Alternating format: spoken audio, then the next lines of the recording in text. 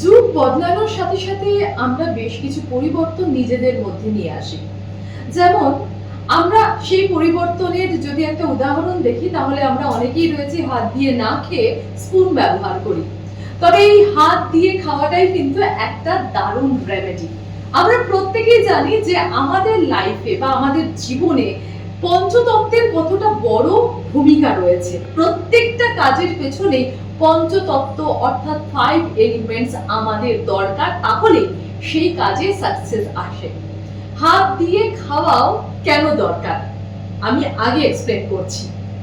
আমাদের এই হাতেই রয়েছে অগ্নি, বায়ু, আকাশ, পৃথিবী এবং জল, অর্থাৎ 5 এলিমেন্টস আমাদের এই 5টা আঙ্গুলেই রয়েছে।